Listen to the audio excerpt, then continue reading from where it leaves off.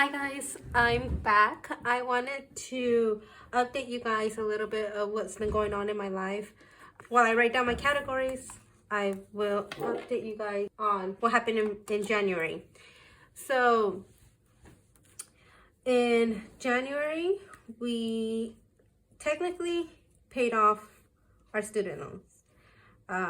So technically we're debt free, and I am saying technically because we have what I call is credit card float, where we put expenses on a credit card that has not occurred interest, meaning that I paid off the balance before it hit the statement date, or before the next cycle. Meaning if I had $1,000 on the credit card before it hit the next cycle, I paid off that $1,000.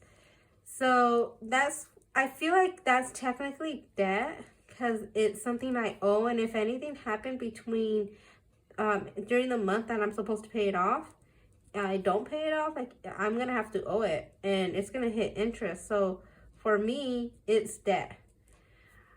So that's why I haven't made a big announcement on my Instagram about being debt free. I think tonight I might post, or tomorrow, that we're student loan debt free, and by the end of this upcoming paycheck, which is February 18th, I will pay off all the credit card balances. So we won't have anything. There won't be any rollovers. There won't be any float, so to say. So I mean, that's pretty big. That's how we started off our year. We paid off my student loan, and from there we just kind of been paying off the credit card float. In January, we brought in a monthly inflow of 5,545. So for bills, we had a budget of 1,770, but it came out to 1,787. And I remember the water bill was a lot more expensive than I thought. Well, for me, $10 more is a lot more, and that was a big one.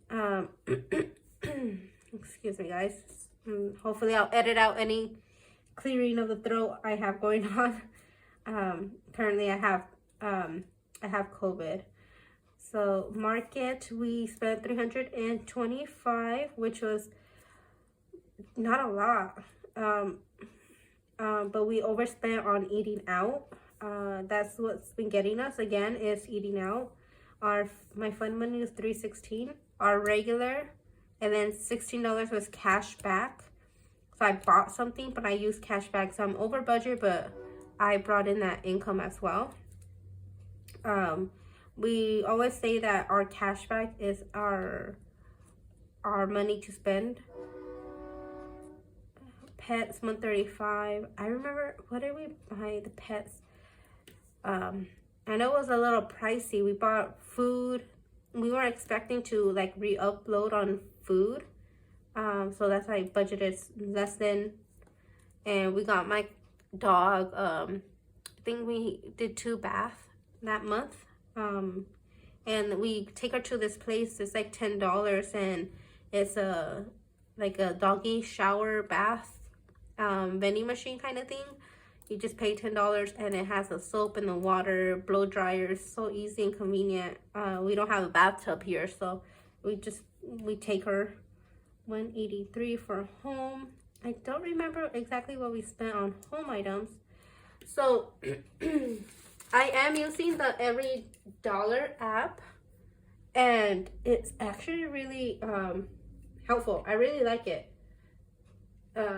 It's a combination of my Google Sheets and basically the Budget Mom, but just in a monthly format.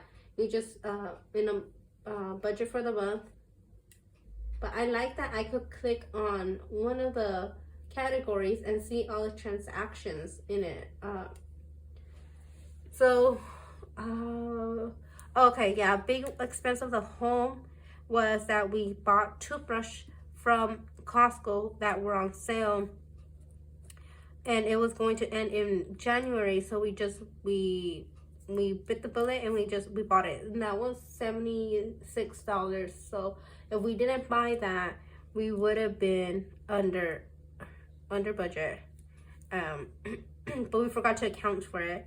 So car $517, we paid our car insurance that month, and I had a sinking fund for it. That's why savings used. I had a sinking fund for it, so I should have included it in my monthly budget, so we wouldn't technically be over, but I forgot, and damage is done. I'm not gonna redo all the numbers. So savings.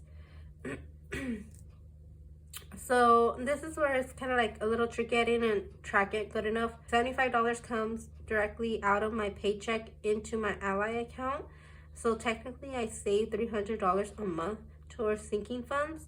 I don't know exactly what happened here where I didn't track it. I didn't consider it. So it's I marked at 0. Debt payment. So again, like I mentioned earlier in this video, we're doing credit card flow. I'm cleaning it up, but in January we had credit card flow, and I consider that debt. We sent 1,134. That was 20% of our total budget. Holidays. I don't know why I didn't budget for anything for holidays. I have 2 birthdays in January, and I should have planned a little bit better for that. Subscriptions. So I last year I had our subscriptions bundled in with our bills, but I separated them since our subscriptions are voluntary, and we could just cancel them if we have to. So I could see this number decrease or increase if we're adding any other subscriptions to this amount. So that's why I broke it out starting this year. And I just realized I forgot to include medical. I broke out my medical, have Invisalign. That's $124, and rollover. So I'm gonna be off a little. Originally I was only off $27, but now I'm gonna be off a little bit more because I forgot to include my medical category. 124. Let's see exactly how much it is. It's $124.58. So I'm just gonna do 124.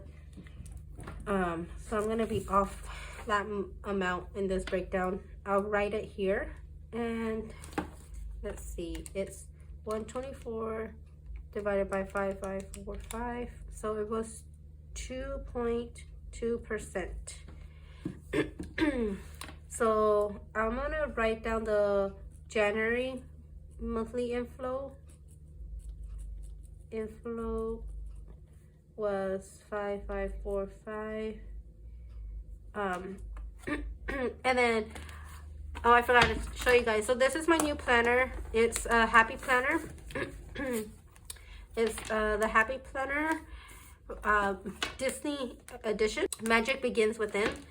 And I chose this time to do a disc bound planner because I wanted to combine the multiple planners that I had. I had another separate bind planner that was for like my month at a glance. Let me remove this. So my month at a glance and like my weekly, I really didn't use it in January, even though I have it here.